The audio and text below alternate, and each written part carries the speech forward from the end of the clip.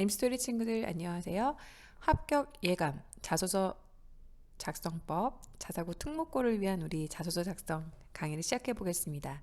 이전 강의에서도 말씀드렸듯이 자소서를 직접적으로 어떤 평가에 반영하는 학교는 거의 없습니다. 일부 학교에서 반영하긴 하지만요. 대부분이 이 자소서를 토대로 면접을 치르게 되고 총점 반영 방식은 조금씩 다르지만 가장 일반적인 200점 만점을 기준으로 했을 때 40점에 해당하는 면접 전형이 이 자소서를 토대로 치러진다는 사실 다 알고 계셨나요? 이게 40점이요? 고작 40점이란 생각 드시죠? 그렇지만 여러분 우수한 학생들이 모여드는 그러한 특목고 자사고 전형에서 내신 성적은 사실 큰 차이가 없다고 볼 수 있겠죠. 결국 이 면접으로 당락이 결정되기 때문에 어마어마한 영향력을 자랑한다는 겁니다. 때문에 그 토대가 된다고 할 수 있는 이 자소서 그리고 당락을 결정하는 면접, 이 둘은 공동 운명체라고 볼 수 있는 거죠. 자소서가 면접 전형의 근간이 되고 좋은 재료가 된다고나 할까요? 만약에 자소서가 엉망이거나 별 내용이 없는 경우 면접의 질을 담보할 수 없기 때문에 당연히 합격하기 어렵기 때문입니다. 이전에 자기소개서 실전편을 통해 세부적인 이야기를 나눠봤는데요. 자기소개서 실전 강의가 가물가물한 친구들이 있다면 자소서를 작성하기 전에 이 강의를 듣기 전에 이전 강의 먼저 꼼꼼히 살펴보고 오시기를 당부드립니다. 자, 이번 강의에서는 실제 자기소개서 작성 단계를 설명하고 각 단계에서 유의해야 할 점, 그리고 정말 잊지 말아야 될 것, 기재금지 사항이라는 것이 있어요. 그래서 절대 그것을 기재해서는 안 됩니다. 바로 탈락하거든요. 여러분이 주의해야 될 기재금지 사항에 대해서도 알아보려고 합니다. 그리고 실제 합격자의 자소서를 들고 와서요. 여러분하고 분석하면서 강의를 마무리할까 합니다.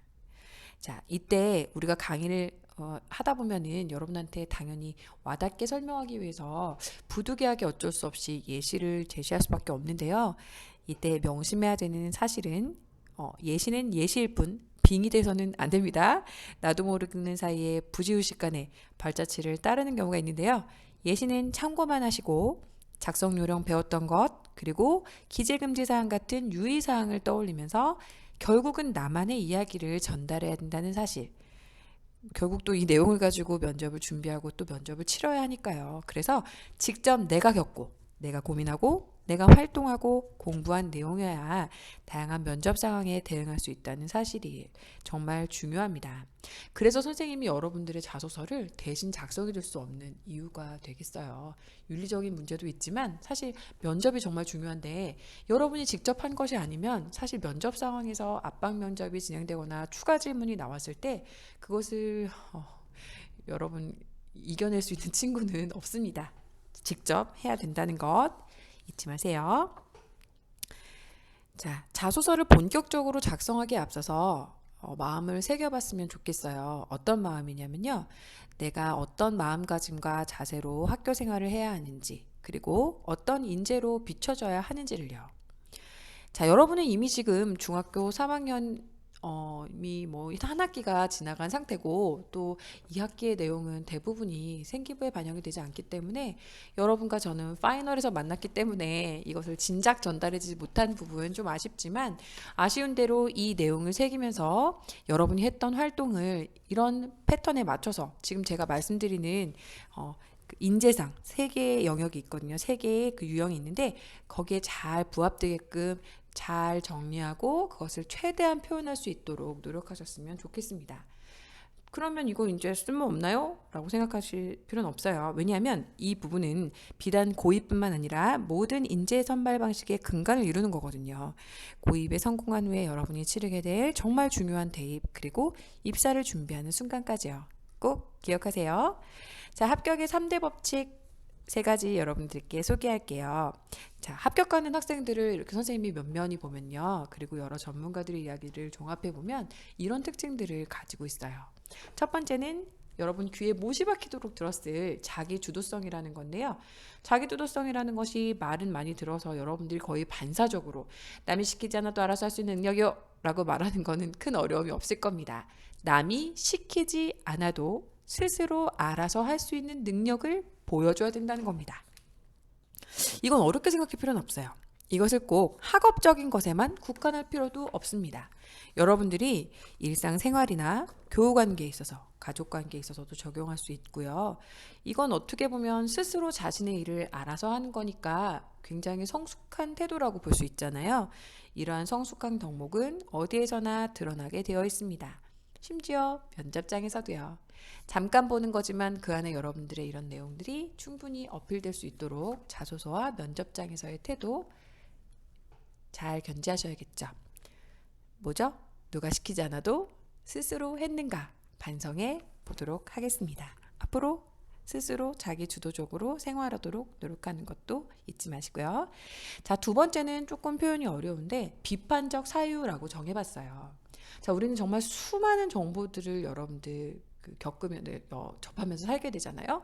학교에서 배우는 수업뿐만이 아니라 여러분이 읽는 책 그리고 여러 매체를 통해서 얻게 되는 다양한 정보 이런 것들을 무조건적으로 수용하는 것이 아니라 과연 이 정보가 맞는 걸까? 라는 의문을 제기하고요. 고쳐서 생각해 보고요. 다시 생각해 보고요. 의미를 떠올려 보고요. 왜 이것이 중요한가? 라고 지속적으로 의문을 제기하고 비판을 해보는 그런 사고방식을 갖고 있는 인재들이 대부분 합격을 하더라는 겁니다. 이게 왜 중요한가 생각해 봤더니요. 사실 이 비판적 사고방식이라는 것이야말로 인간을 가장 인간답게 해주는 인간 사고의 가장 최고의 최고의 경지가 아닌가 생각이 돼요. 그래서 되게 중요하게 생각하는 것 같거든요. 다양한 정보들을 자기만의 관점으로 비판적으로 생각해 볼 때 당연히 남들과는 다른 차별적인 답변을 해줄 수 있을 거고요. 또 스스로 고민해보고 꼬리에 꼬리를 물고 의문을 품었던 내용이기 때문에 당연히 그 관점은 깊어질 수밖에 없겠죠. 아까도 말씀드렸지만 이 원리는 고입뿐만 아니라 대입 그리고 여러분이 나중에 회사에 들어갈 때 치르게 될 입사 시험에서도 다르지 않습니다. 자, 마지막 문제 해결이에요. 문제 해결력이라고 되어 있는데 지금 사실 여러분같이 아직 10대 중반밖에 되지 않은 어린 학생들이 지금 당장 어떻게 국제 분쟁을 해결하겠습니까? 부의 양극화는 해결할 수 있을까요? 지금 코로나19 사태는 전 세계의 석학들과 유명한 전문가들이 온 힘을 다해 매달려도 지금 해결되지 않는데 그걸 중3 친구인 여러분들이 해결할 수 있겠습니까? 결국은 여기서 말하는 문제 해결력은요. 주변에 원래 인간 세상에서 끊임없이 지속적으로 발생될 수밖에 없는 문제 상황에서 어떻게든 해결해 보려는 태도. 예를 들면 친구들 사이의 다툼이라든가 여러분이 어떤 탐구 보고서를 쓴다든가 아니면 봉사활동을 갔다든가 여러 가지 환경 안에서 인간관계가 됐든 여러 가지 활동들에서 됐든 여러분이 겪게 되는 어려운 상황 속에서 그것을 어떻게 해결해 내려고 머리를 이렇게도 써보고 저렇게도 써보고 이렇게도 부딪혀보고 저렇게도 부딪혀보고 그러한 자질을 갖고 있는 친구들을 높게 평가한다는 거예요. 이렇게 사소한 이슈에서부터 큰 어젠다까지 여러분들이 해결할 수 있는 것에서부터 해결할 수는 없지만 의문을 품어보고 해결해보고자 막 고민해볼 수 있는 그러한 큰 어젠다까지 리더라는 건 문제 인식이나 문제 제기에서 머무는 것이 아니라 사소한 문제일지라도 자기만의 해결책을 내놓는 사람이니까요. 이것을 끊임없이 고민한 친구들은 무언가 달라도 분명히 다를 수밖에 없습니다. 그것이 여러분 면접 환경 그리고 자소서에 그대로 녹아들 거예요. 이 세 가지 꼭 기억하세요. 자, 이제 우리 작성해야 될 문항과 소재 이미 앞에서 설명을 해드렸는데 다시 한번 언급하고 넘어가 보겠습니다. 크게 꿈과 끼 그리고 인성 영역 제가 아까 40점을 기준으로 말씀드렸는데요. 자, 꿈과 끼 영역이 보편적으로 보통 30점 정도의 배점을 이루게 되고 인성 영역이 10점 정도를 구성하게 됩니다. 그래서 기억이 나실 건데요. 네, 자기주도 학습 경험 기억나시죠? 예, 여러분 고민하고 어려웠던 과목이 무엇이었는지 극복했던 노력 과정은 무엇이었는지 자신의 역량을 강화할 수 있는 과목은 무엇이 있었는지 자 이때 중요한 것은 여러분 이게 단순히 국어 공부는 어떻게 했고 수학 공부는 어떻게 했고 과학 공부는 어떻게 했고 아니라는 거 예, 말씀드렸죠? 여러분들이 관심 갖고 있었던 이런 학습법도 당연히 됐지만 여러분들의 진로 관련 분야나 관심 분야에 대한 깊이 있는 탐구 보여주는 것이 훨씬 더 중요하다라고 말씀드렸습니다. 자, 두 번째는 지원 동기예요. 지원 동기는 여러분이 이 학교를 지원하게 된 동기, 이것은 무엇과 맞물려야 된다고 했냐면 지원 학교와 학과에 대한 정보 파악, 교육과정의 특징, 어떤 진로와 연결시켜서 내가 왜 이 학교에 와야 되는지에 대한 세부적이고 상세한 정보를 파악해서 써야 된다라고 말씀드렸었어요. 그래야 이 학교에 대한 애정과 그리고 절실함이 느껴지는 아주 좋은 자소서가 될 수 있다라고 말씀드렸습니다. 자, 세 번째요. 고교 입학 후에 여러분들이 어떻게 활동을 할 건지 목표와 계획을 수립해 보는 것인데요. 입학 후 학습 목표와 학습 계획 그리고 교과의 활동 목표와 계획들을 수립해 보는 것입니다. 자, 이건 자연스럽게 이 학교에 대한 정보, 교육과정의 특징과 맞물릴 수밖에 없겠죠. 이것에 대한 연구가 되어 있지 않으면 이 뒤에 나와 있는 고교 입학 후 활동 계획이 되게 두루뭉술하고 구체적이지 못할 수밖에 없겠죠. 그래서 두 개가 잘 연결돼야 된다는 거 기억하시고요. 자, 그 다음 졸업 후 진로 계획. 자, 진로 정보 파악이에요.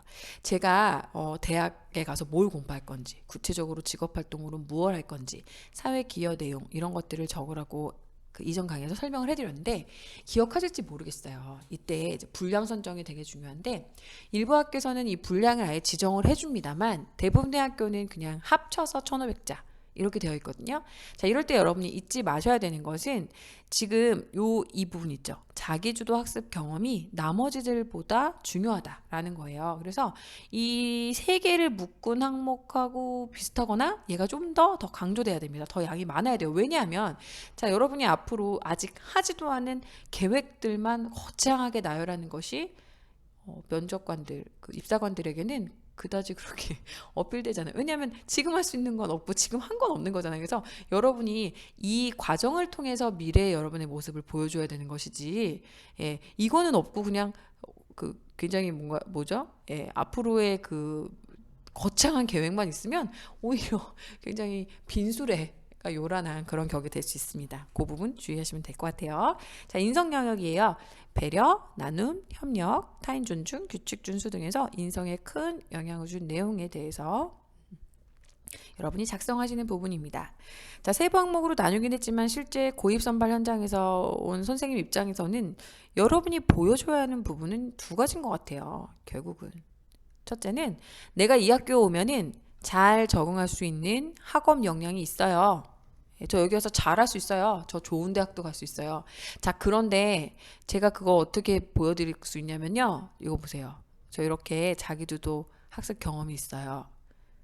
이해됐죠? 네. 이게 진짜 제일 중요합니다. 나머지가 안 중요하다는 건 아니지만 이것이 부각되지 않는 상태에서의 나머지는 그렇게 큰 매력이 없다라는 거예요. 이게 이제 탄탄한 상태에서 나머지가 탄탄하고 야무지면 뭐 그건 너무너무 최고인데요. 이게 기본이 돼야 된다라는 점 다시 한번 강조드립니다.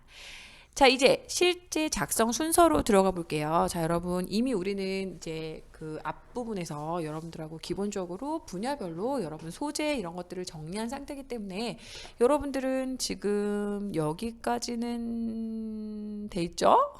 돼 있지만 이게 완성이 됐다라고 보면 안 된다고 해서 선생님이 계속해서 여러분들이 생각이 더 날 수도 있고 아이디어가 더 생길 수도 있고요. 또 실제 활동을 더 했을 수도 있기 때문에 여러분이 본격적으로 작성을 한 이후에도 계속해서 수정은 돼야 되는 거기 때문에 다시 한번 강조 드리겠습니다. 자, 우선 첫 번째 단계에서 여러분들 지원학교에 들어가셔가지고 사이트에 들어가셔서 자소서 양식을 다운을 받으세요. 이거는 선생님이 줘도 되지만 여러분들이 직접 가야 될 학교에 대한 애정이에요. 애정, 관심. 그래서 합격했을 때 어떤 그 합격생으로서 그 사이트에 들어가 본다는 생각으로 그 학교 사이트에 접속하셔서 자기소개서 양식을 다운받으셔서 분석해 봅니다. 그리고 질문의 핵심 요지를 파악해야 됩니다. 보통 자기소개서 항목을 대충 읽고 바로 작성에 들어가는 학생들이 많은데요. 이런 경우 질문에 대한 정확한 핵심을 제대로 작성하지 못해서 좋은 평가를 받지 못하는 경우가 많습니다. 무엇보다 항목에서 묻는 내용을 제대로 읽고 항목별로 무슨 내용을 요구하는지 정확하게 이해해야 합니다. 어떤 요소를 중점적으로 써야 할지 질문의 핵심 요지를 먼저 확인하는 것이 중요하겠죠. 자, 우리는 이미 이전 단계에서 여러분들 이거는 다 했기 때문에 네, 여러분들은 뭐 걱정 안 해도 되겠죠? 잘 해주시리라 믿습니다. 자, 두 번째로 가볼게요. 문항별 소재를 탐색해야 돼요. 우리 이거 했던 거예요. 지난번 강의에서. 자, 그 모아 놓으라고 했죠. 모아서 영역별, 자기주도, 그다음에 뭐 지원 동기 이렇게 해서 여러분 작성한 글들이 있었어요. 기억나시죠? 네, 그리고 우리가 나중에 그 어떤 내용을 적어야 될지 고민하는 학생이 되게 많은데 파악된 항목마다 요구사항에 대해 바로 이렇게 구체적으로 작성하기라는 건 쉬운 게 아니에요. 그래서 먼저 우리 했던 거예요. 항목별로 중학교 3학년 동안 활동한 경험들을 막 떠올려 보면서 별다른 경험이 기억나지 않는다면 학생 생활 기록부를 열람하거나 뭐 포트폴리오 작성했던 거, 뭐 여러분들이 활동했던 플래너 같은 것들을 이용해서 소재를 막 모아봐요. 자, 그 다음에 이때 중요한 건 생각난 모든 활동을 선생님이 뭐라고 말씀드렸죠? 막 완벽한 글을 쓰려고 하는 게 아니라 자유롭게 메모하면서 기억을 소환하는 그런 과정이 필수적이다라고 얘기했습니다. 그죠? 메모하고 저장하면서 자료를 차곡차곡 쌓아두기 바랍니다. 이렇게 모은 자료를 바탕으로 자소서에 뼈대와 살을 붙여가고 나머지 언제 쓴다고요? 네, 맞아요. 면접 때 활용하기 위해서 저장하는 거라고 했습니다. 자, 이제 우리 세 번째 단계부터 바로 이번 그 강의에서 중점적으로 다뤄야 될 내용들이고 여러분들이 이제 개강일부터 오셔가지고 해야 될 스텝 3부터 한번 자세히 보도록 할게요. 자, 소재 선별하는 거였어요. 그래서 세 번째 단계가 그죠? 그 다음에 분량을 배분하는 건데 제가 여기서 너무너무 강조드리고 싶은 얘기가 있습니다. 세 번째 단계에서는요. 가장 의미 있는 활동 소재를 선별하고 문항별 글자 수를 적절히 배분할 겁니다. 나열된 소재 가운데 자기소개서에서 활용할 소재를 선별하는 과정이 필요한데요. 경쟁력 있는 소재를 선별하기 위해서는 단편적인 결과만을 보여주는 소재보다 즉 가장 많이 실수하는 게 뭐뭘 했음, 뭐뭘 함, 그죠? 남들이 경험하지 못한 차별화된 소재로 선별하는 게 좋습니다. 근데 여러분들이 뭐 사실 비슷한 교과 과정에 비슷한 지역에 지금 학교를 다니고 있기 때문에 사실은 활동한 내용이 크게 다르기가 힘들어요. 그래서 미리미리 이런 활동들을 관심 있게 준비할 필요가 있는 이유이기도 하고요. 그리고 지금이라도 활동을 보강하셔가지고 소스를 제가 충분히 마련하게끔 코칭을 해드렸습니다. 기억나시죠? 모른 척 하시면 안 돼요. 네. 어려움을 이겨낸 소재에 좋고요. 생각을 바꾸게 된 계기가 됐거나 깊은 감명을 받은 활동이나 큰 성과나 성취를 얻은 활동도 소재 선별 과정 중에 우선해서 고려해봐야 할 점입니다.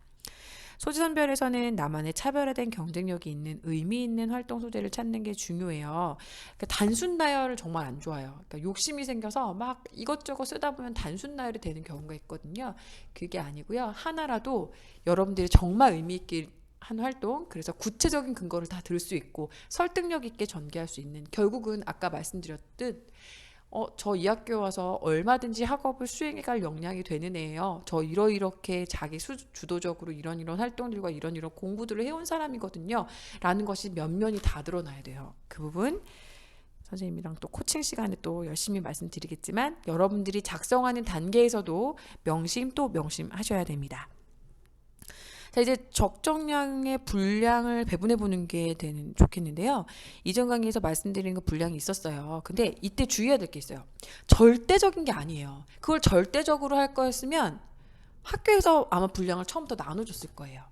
자, 그런데 여기서 중요한 포인트는 뭐냐? 그래서 뭐 몇 자를 절대 넘으면 안 되고, 뭐 선생님 이건 600자라고 하지 않으셨나요? 저 602자인데요. 이런 거 아니고요. 여러분 밸런스가 되게 중요하긴 하지만 제가 강조드리고 싶었던 건 아까 말씀드렸듯이 학교에서 문항별로 분량을 지정한 경우가 아니기 때문에 자기주도 학습 영역과 인성 영역의 비중을 두시고 그 중에서도 자기주도 학습 영역 작성하면 됩니다.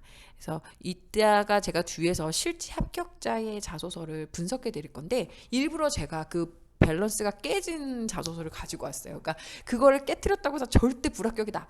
뭐 부족한 점이 있다고 해서 다 떨어진다. 그게 아니라는 거. 너무 쫄지 마시라는 거. 다시 말씀드립니다. 자, 이제 그렇게 해서 여러분 대충 분량을 짜셨다면은 네 번째 이제 자소서를 작성을 할 건데요. 일정한 원칙을 가지고 자유롭게 일단 개요를 한번 좀 작성해 보는 거예요. 근데 제가 아까도 말씀드렸듯이 단순한 행위에 나열이면 안 돼요. 내가 이런 활동을 왜 하게 됐고, 어떤 노력들을 기울였고, 어떤 걸 느끼고, 어떤 걸 배웠고, 어떤 점이 달라졌고, 어떤 걸 알게 됐는지. 이런 것들이 골고루 다 드러나야 설득력 있는 매력적인 자소서가 된다는 것. 그리고 나만의 스토리가 이렇게 해야 나올 수 있어요. 단순히 공부를 열심히 했다. 공부를 단어를 몇 개씩 외웠다. 그죠? 강의를 꾸준히 매일매일 조금씩 들었다. 이건 나만의 스토리 아니잖아요. 구체화가 될 때 비로소 나만의 스토리가 나온다는 점이에요. 그래서 요거를 염두에 두면서 최대한 구체적으로 작성해 봅니다. 아시겠죠? 예.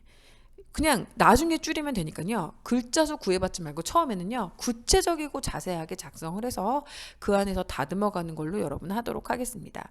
자, 모든 행동에는 이유가 있기 마련이므로 왜 그 행동을 했고요. 그래서 나 그거 어떻게 그 목표나 그게 동기가 될 수도 있고 목표가 될 수도 있잖아요. 그걸 이루기 위해서 난 어떤 노력들을 기울였고 어떤 과정을 거쳤고 어떤 행위들을 했고 따라서 이런 결과를 얻을 수 있었습니다. 이건 성과가 될 수도 있고 느낀 점, 배운 점, 달라진 점, 알게 된 점 등이 될 수 있다고 했습니다.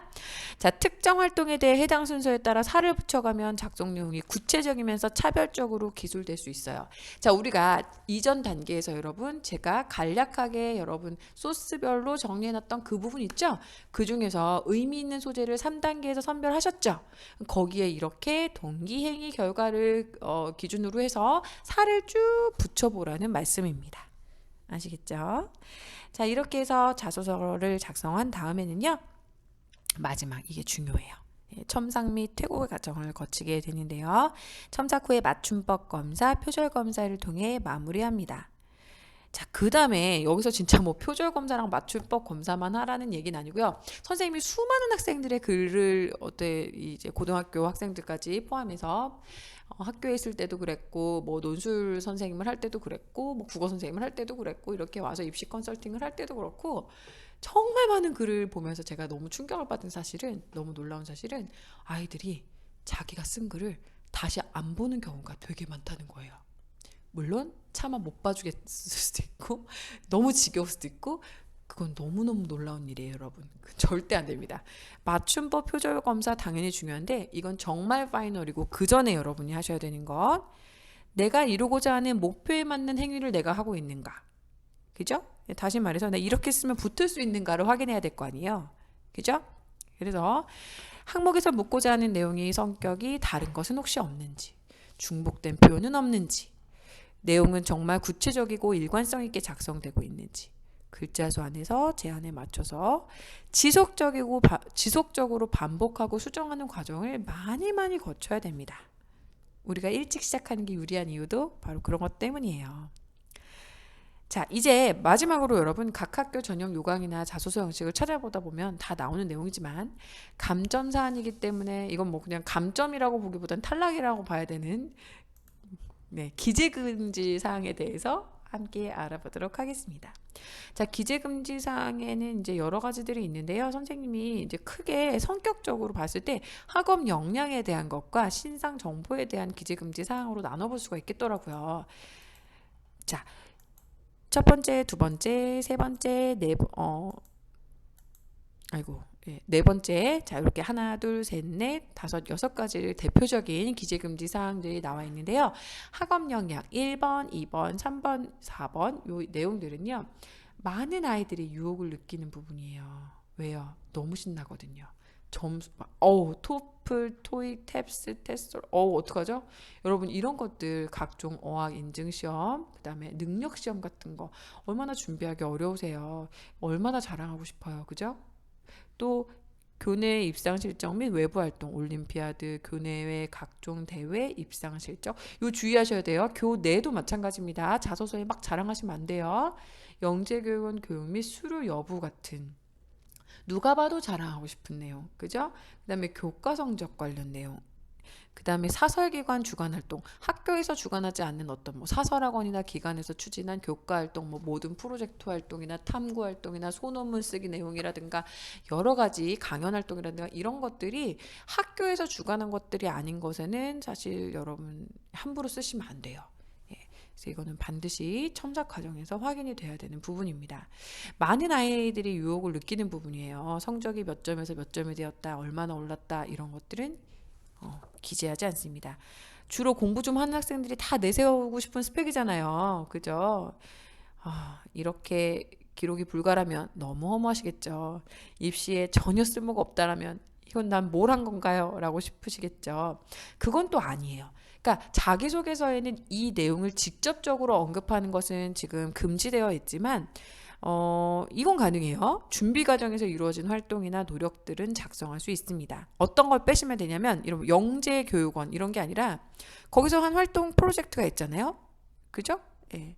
예를 들면은 뭐 데이터베이스 활용 방안에 대한 뭘 배웠다. 거기서 했지만 영재교육원에서 한 게 아니라 데이터베이스 활용 방안에 대한 탐구 활동에서 탐구 과제에서 이런 식으로 쓰는 건 문제가 안 된다는 거예요. 그죠?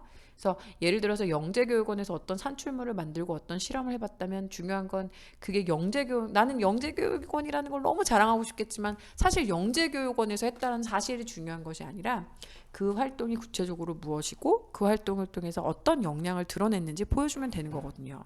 어떤 대회인가가 중요한 것이 아니라 예를 들어 누군가가 이제 발명대회에 나가서 상을 탔다고 하면 대회 참가 여부나 입상 실적을 드러낼 수는 없지만 내가 어떤 발명 활동에서 어떤 발명품을 만들었고 어떤 아이디어에서 착안했고 그것을 만들기 위해서 어떤 이론들을 적용했고 그 이론들을 알기 위해서 어떤 공부를 했고 같은 그 과정에서 자기 능력이 어떤 식으로 발휘됐는지를 과정을 기술하는 것은 문제가 되지 않거든요.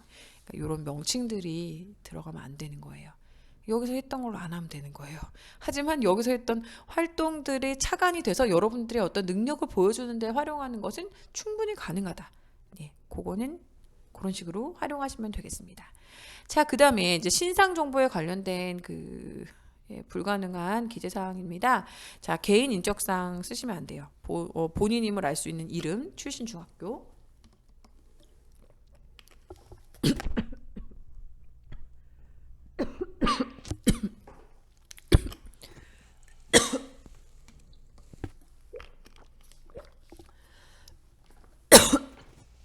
죄송합니다.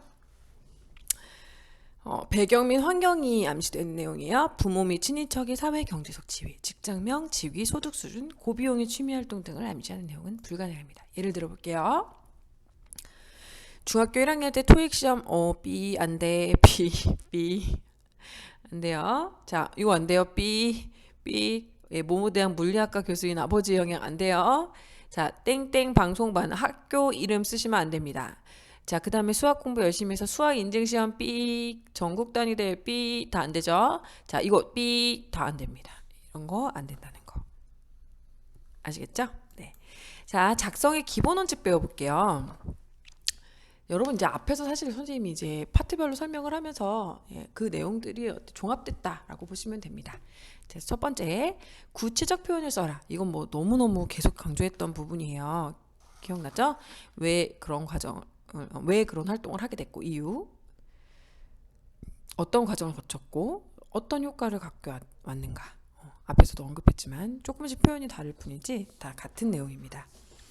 구체적으로 작성해야만 입학 담당관이 지원자의 진실된 모습을 확인할 수가 있겠죠. 그래서 진솔한 의미 전달을 위해서 명확하지 않은 표현은 부연 설명을 추가해서 작성하는 것이 좋습니다.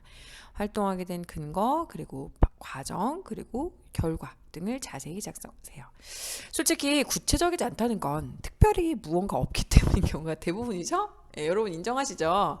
이게 구체적이 될 수 없는 이유는 뭘 실질적으로 안 했기 때문이에요. 그죠?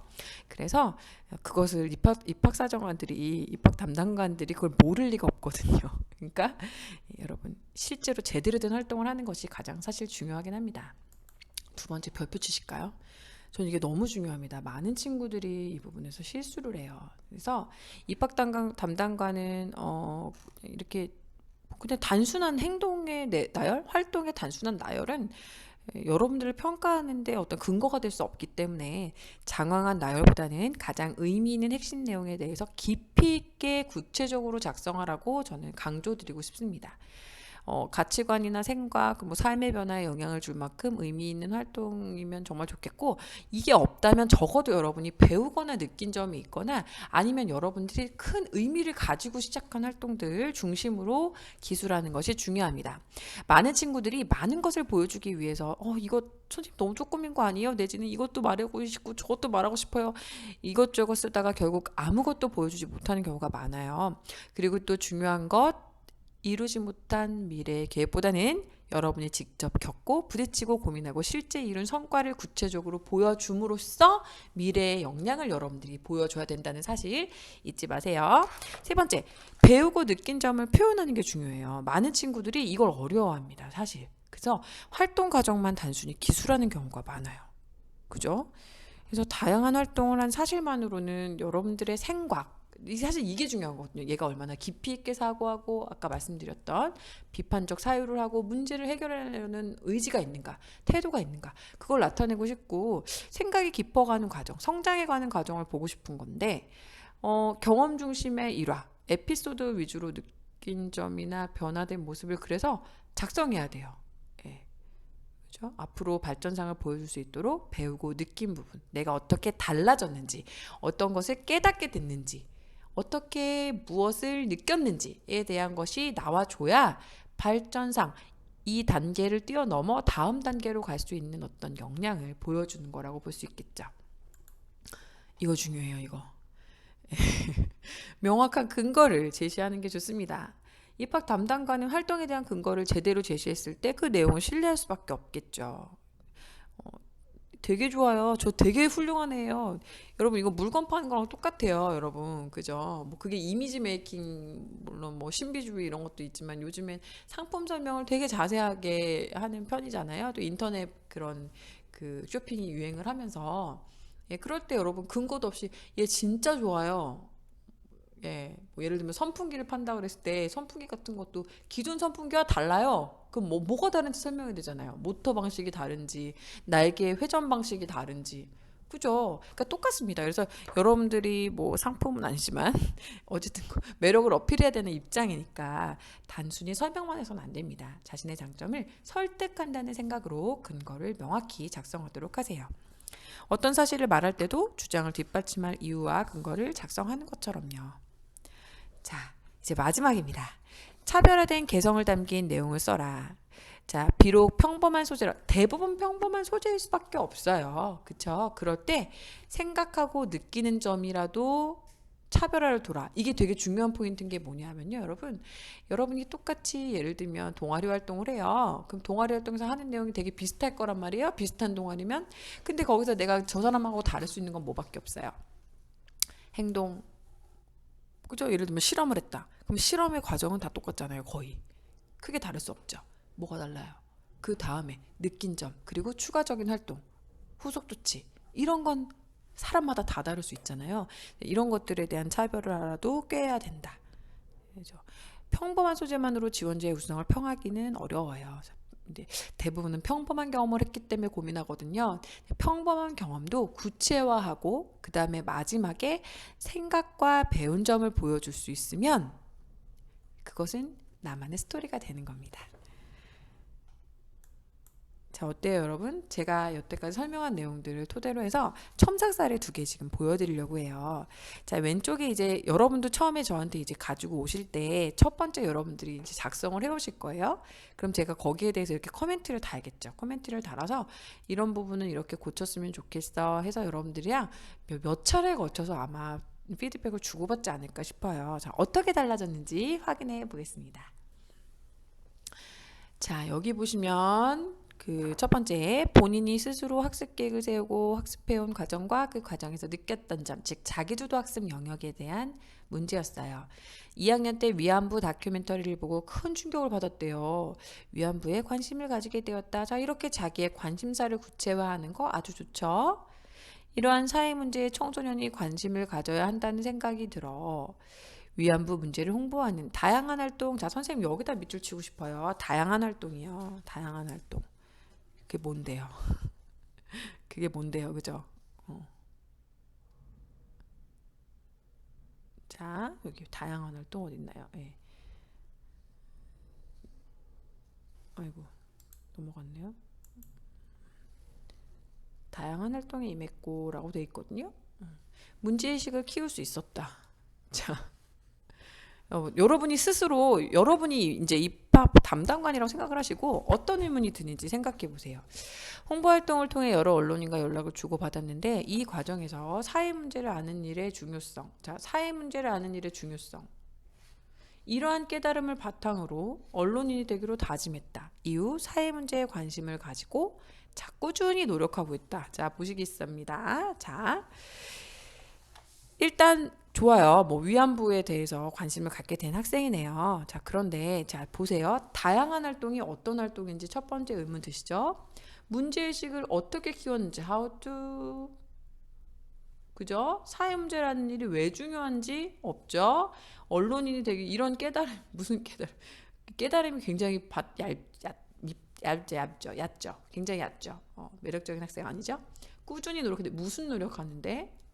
궁금증 투성이죠? 예, 뭐가 부족해요? 당연히 예, 구체적 사례 부족합니다. 자신의 경험과 능력을 설득하는 글이 돼야 되기 때문에 반드시 상세한 사례나 예시로 이를 뒷받침해야 된다. 너무 중요한 얘기가 나오고 있습니다. 자, 어떻게 고쳤나 보세요. 위안부 다큐멘터리를 보고 충격을 받아 위안부에 관심을 가지게 됐어요.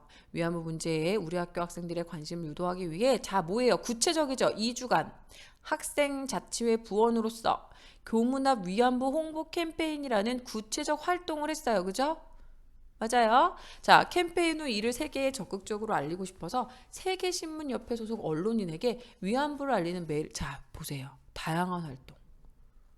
구체적이죠? 근거가 명확합니다. 이런 자소서가 돼야 된다는 겁니다. 자, 그 다음에 그중 일본 땡땡 교수님 너무 구체적이죠. 위안부 문제를 부끄럽게 생각한다는 답장을 받았는데 그분처럼 국적에 얽매이지 않고 올바른 시각에서 사회 문제를 인식하는 언론이자 언론인은 언론인인데 어떤 언론인?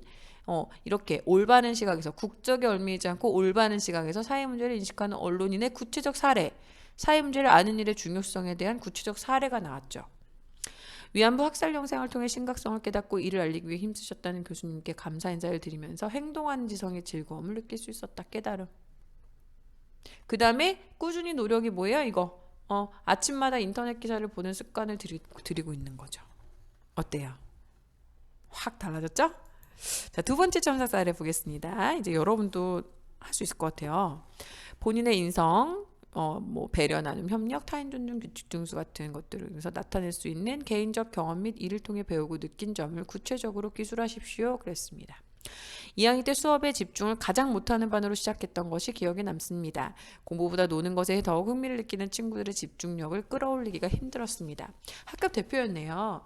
저는 친구들을 집중시키기 위해 나부터 조용히 하자라는 태도로 노력했습니다. 자, 너무 밑도 끝도 없잖아요. 예. 예. 처음에는 친구들이 잘 따라오지만 갑자기 늘어났죠? 아무런 중간에 과정이 없는 대신 갑자기 늘어났잖아요. 뭐에 없어요? 근거가 없죠. 설득력이 없죠. 그렇게 수업에 집중할 수 있었고 평균 점수가 향상됐다라는 결과를 썼습니다. 자, 경험과 사례는 뭐다? 계속 얘기합니다. 구체적으로 작성해야 한다. 특히 인성역에선 제가 뭐라 그랬죠? 어떤 갈등의 상황. 예. 그리고 그것의 문제 해결 과정, 느낀 점. 네, 이렇게 3단계 콤보, 3단 콤보, 어떤 문제점, 어떤 갈등 상황이었는지, 그리고 내가 그걸 해결하기 위해서 어떤 과정, 어떤 노력을 기울였는지, 어떤 것을 느꼈는지가 드러나야 됩니다. 자, 여기 보시면 그래서 자, 방법을 모색했지만 힘들었어. 문제 상황이죠. 자, 그리고 난 뭘 생각했어? 몇 명 때문에 피해를 받는 학생들을 위해서 학급 분위기를 바꿔야 된다는 필요성, 당위성을 느끼게 된 거죠. 이게 동기입니다. 동기. 그죠? 문제 상황과 동기가 정확히 제시되어 있네요. 간부조련회를 통해 다른 반반장들에게 상황을 얘기해 보았지만 자, 이게 뭐냐? 노력의 일환인데 구체적 노력이에요. 구체적. 그죠? 바쁘다는 말뿐이었습니다. 매일 소르지나 다 이런 문제를 갖고 있었네요. 그때 저 역시 친구에게 조용히 하라고 소리를 질렀던 것이 기억났습니다. 이게 다 같이 이런 행동들을 하고 있었어. 자, 이때 제가 뭘 생각했어? 학급의 대표인 제 태도를 바꿔야 바뀔 거다라는 생각한 근거가 드러난 거죠? 왜 갑자기 이런 생각했는지 여기는 없었잖아요, 지금. 나부터 조용히 하자는 태도를 왜 노력했는지가 없는데 얘가 생각해보니까 나도 지금 소리 지르고 있잖아. 반을 차분하게 만들겠다면서. 내 태도를 바꿔야 되지 않을까라는 생각을 했다는 거예요. 그래서 나부터 소리 지르지 말자라는 태도로 조용히 말했습니다. 두 번째 또 손가락으로 입을 막는 제스처도 생각했습니다. 처음엔 다 의아했지만 점점 이 제스처를 따라하는 친구들이 늘어났고 수업을 시작할 때마다 이 제스처를 취하면서 공부에 집중할 수 있는 분위기를 만들었습니다. 구체적 해결 방안. 집중력이 향상되자 결과 성적이 향상됐습니다. 자, 작은 변화가 친구들의 집중력에 도움을 주었다는 점을 뿌듯하면서도 참된 리더십을 기를 수 있는 잊지 못할 경험이었다. 어떻게 달라졌는지 여러분 잘 보셨다가 여러분이 작성을 해오실 때도 반영을 잘 해주시기 바랍니다. 자, 이제 실제 합격생 자소서를 분석해 볼 거예요. 자, 선생님이 아까 처음에 말씀드렸듯이 완벽하게 수정된 학생이라기보다는 완벽하진 않아요. 완벽하지 않은데 제가 두 가지를 지금 여러분들한테 기억하게 하고 싶어서 이걸로 선택을 한 거예요. 자, 합격자의 자소서가 절대반지냐 아니라는 거예요. 성경이냐 바이블이냐 경전이냐 아니라는 거예요. 자, 합격자의 자소서는 절대적인 기준이 될 수 없다는 겁니다. 지원자마다 다 장단점이 있고 활동과 목표가 다르기 때문에 만들어진 스토리도 다르다는 사실 잊지 마세요. 진짜 참고용으로만 사용하시고 또 한 가지, 이 자소서도 여러분 또래의 친구들이 쓴 것이기 때문에 합격한 친구의 자소서임에도 불구하고 미흡한 부분은 분명히 있습니다. 그리고 우리가 배운 작성 요령을 완벽하게 지킨 것도 아니에요. 자, 우리는 완벽함을 위해 자소서를 쓰는 것이 아닙니다. 여러분의 진심, 진정성, 성장해가는 과정, 성장을 위해 노력하는 모습 등 여러분의 이야기를 들려주는 것이 중요합니다. 그러니까 포인트는 이거예요. 너무 긴장하지 마세요. 물론 아무렇게나 써도 된다는 뜻은 아니지만요. 여러분도 작성 요령 떠올리시면서 정성껏 쓰다 보면 합격자의 자소서를 쓰게 되는 거예요. 근데 사실 제일 중요한 건 여러분 요리 같은 건데요. 아무리 양념을 막 진짜 많이 넣는다고 해도 기본 원재료가 신선하고 좋지 않으면 좋은 자소서 그리고 좋은 면접 결과 기대하기 어려워요. 사실은 뭐냐면 여러분 자체가 정말 우수한 학생이긴 해야 됩니다. 자, 그러면 우리는 뭘 같이 준비할 수 있는 거냐면 그 그나마 미흡한 부분을 보완해주는 정도. 그리고 이제 면접 전형 같은 거에서는 자신의 생각을 똑같이 갖고 있는 친구라고 하더라도 그걸 조리 있게 말하는 연습을 한 친구와 그렇지 않은 친구, 생각을 정리하는 연습을 한 친구와 그렇지 않은 친구의 차이는 분명히 있어요. 자, 그런 것들을 위해서 우리는 열심히 노력을 할 겁니다. 자, 한번 해볼까요? 실제 지원한 학생의 자소서를 분석해 보겠습니다. 자기주도 학습, 이거 지금 한 학생 건데요. 여러분 편의를 위해서 좀 잘라놔봤어요. 유창한 실용영어 구사와 학문적 깊이를 위해, 자, 뭐라고 돼 있나요? 지금 동기 나와 있죠. 동기예요. 유창한 실용영어 구사하고요. 학문적 깊이를 위해서 원서로 된 미국 교과과정의 영어, 과학, 세계사를 공부했어요. 그죠? 학문에 구체적 도움이 된 사례로는 한국의 역사교과서, 와, 이제 이런 거 지금 깊이 있게 접근했죠. 한국 시각에서 역사를 기술한 반면 미국의 역사교과서는 성경적 관점에서 전 세계 역사를 이해할 수 있게 해주었다. 교과서뿐만 아니라 실제 수업한 동영상을 시청하면서 영어 듣기 수준을 향상시킨과 동시에 세계사에 대해 깊이 있게 알게 됐다. 이후에도 다양한 배경 지식을 쌓아서 더 세비시진 이기적 유전자 수준의 원서는 무리 없이 내용 이해가 가능했다. 우리 강조했던 거 뭐죠? 지금 이거? 결과. 그죠? 도달한 결과. 노력 과정. 동기. 다 드러났죠. 그죠? 교내에서는 직접 영어 장문 동아리를 만들어 회장을 역임하며 세계에 관한, 지금 여기 세계사 공부와 이제 맥락을 같이 할 수 있어요. 주로 영어 논술과 토론을 지속적으로 했다. 자, 지속적으로 했대요. 특히 영어 발표 등의 행사를 개최했던 것은 영어에 대한 자신감을 가지는 계기가 됐다. 개별적으로는 주 광주 중국 총영사관에 방문해 내 미래의 모습, 그리고 외교관을 꿈꾸는 학생인 것 같죠? 이에 대한 마음가짐을 가다듬는 자극제로 삼았다. 자, 지금 글자 수 보세요. 355자예요.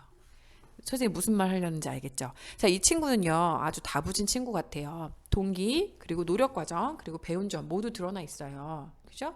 그리고 영어 학습의 어떤 뚜렷한 목표를 설정했고 이걸 위해서 다양한 활동을 한 건 아주 좋습니다. 자, 근데 문제점이 있었어요.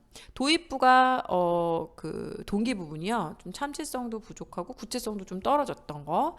자, 그리고 전체적으로 여기도 보시면은 여기서 영어 활동 지금 활동을 지금 하나, 둘, 셋, 넷, 다섯 가지 썼죠. 이렇게 활동을 이것저것 쓰다 보니까 어떤 문제가 생겨요? 예, 구체성이 떨어져요. 분량은 부족한데 거기다가 다양한 지금 사례를 넣으려다 보니까 무리하게 넣다 보니까 전체적으로 구체성이 부족한 문제점을 갖고 있습니다. 특히 후반부에 가서 그렇죠. 이해되셨죠? 이게 결국 분량 조절에 실패해서 나온 문제가 아닐까 싶어요. 그래서 요거를 더 늘리면서 여기에 있는 활동들에 대해서 조금 더 구체적으로 방문해서 무슨 활동을 했고, 그죠? 이게 어떻게 해서 미래의 모습을 그리게 됐고 마음을 가다듬는 자극제로 삼았는지 그 부분이 너무 궁금해지네요. 구체성이 좀 부족했습니다. 그런데 중요한 건 합격한 자소서예요. 여러분 너무 긴장하지 마시고 이거보다 잘 쓰자라는 생각으로 임해주시면 좋겠습니다. 자, 대신요, 제가 아까 말씀드렸지만 앞에 부분이 부족했잖아요. 그죠? 그러니까 당연히 뒷부분이 늘어났겠죠, 분량이. 그렇겠죠? 지원 동기 185자.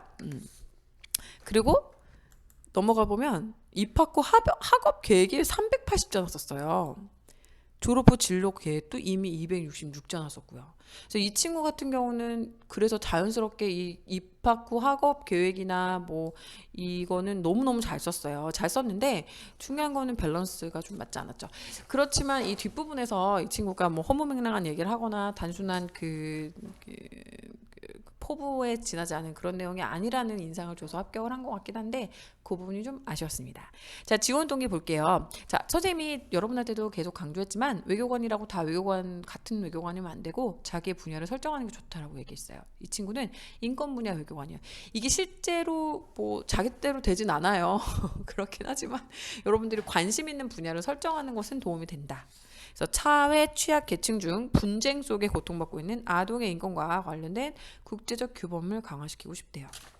다른 학교에서는 볼 수 없는 잉글리시 이머션 프로그램, 그리고 해외 자매 학교와의 자 이거 보세요. 학교 그 학교 프로그램 고민 많이 했죠. 예, 도움이 될 거라고 생각하고 유네스코 협동학교인 땡땡 국제고가 실시하는 국제교육과 국제회의 행사에 참가하는 것이 매력적으로 느껴져서 지원하게 되다. 본인의 그 비전, 그죠? 자기의 진로 목표, 그리고 나서 그 학교의 프로그램, 그리고 그것의 연결성. 그래서 여기에 와야 될 이유가 뚜렷해지는 그런 구조를 띠고 있습니다. 제가 조금 아쉬운 부분이 있었다면은 아까 자기주도 학습 영역에서 요 인권부나 외교관과 이 분쟁 속 고통받고 있는 아동의 인권과 관련된 국제규범 강화와 관련된 내용을 자기주도 학습에 썼으면 더 완벽한 자소서가 되지 않았을까. 이제는 그것과 연결해서 세계사회를 이해하는 뭐 그런 언급이 좀 있었으면 어땠을까라는 아쉬움이 났습니다. 근데 합격했다는 거. 네, 그러니까 너무 긴장하실 필요 없어요. 자, 우리는 최선을 다하는 겁니다. 자, 넘어가 보겠습니다. 입학 후 학업비에 보세요. 380자예요, 여러분. 자기주도 학습 영역만큼보다 더 많이 썼습니다. 자, 근데 제 생각에는 이 친구가 이렇게 입학 후 학업 계획을 이렇게 구체적으로 썼는데 이게 굉장히 그래도 실천력을 기대해 볼 수 있는 그런 거라 인정을 받은 것 같아요.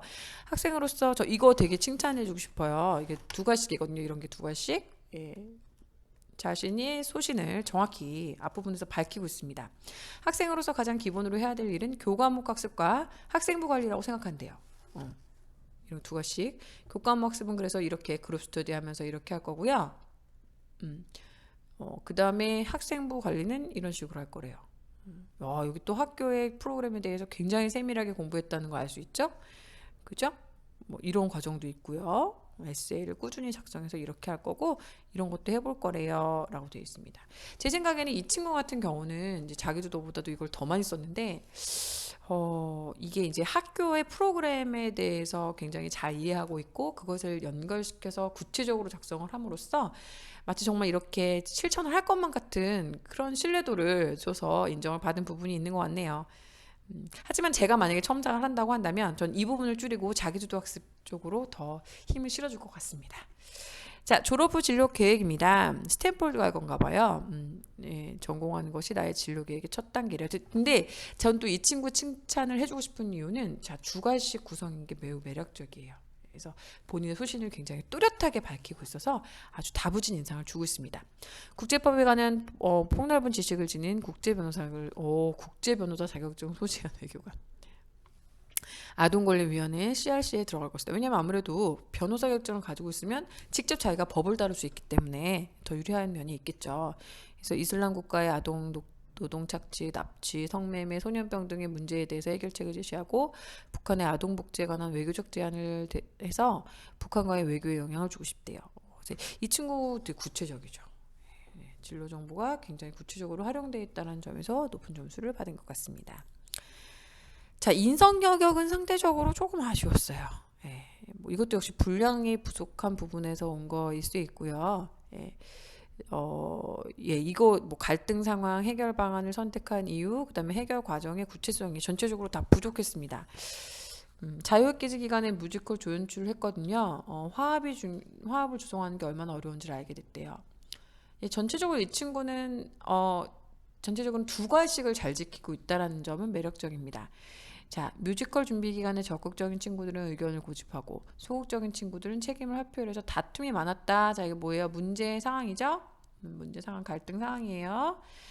자, 이를 해결하기 위해 저는 이거까지는 뭐 그렇게 큰 문제는 없는 것 같아요. 근데 이제 이를 해결하기 위해 뮤지컬 오이즈를 관람하게 했대요. 그러니까 이게 나는 잘 이해가 안 됐다는 거죠. 이것을 해결하기 위해 해결 방안을 선택한 이유가 지금 구체성이 너무 떨어지고 있어요. 또한 뮤지컬 배우 김어진 씨를 만나 조언을 받으면서 어떤 조언을 받았는지 궁금하네요. 조화 책임의 중요성을 직접 느낄 수 있게 돼서 이 조언의 내용이 좀 구체적으로 들어가면 좋을 것 같습니다.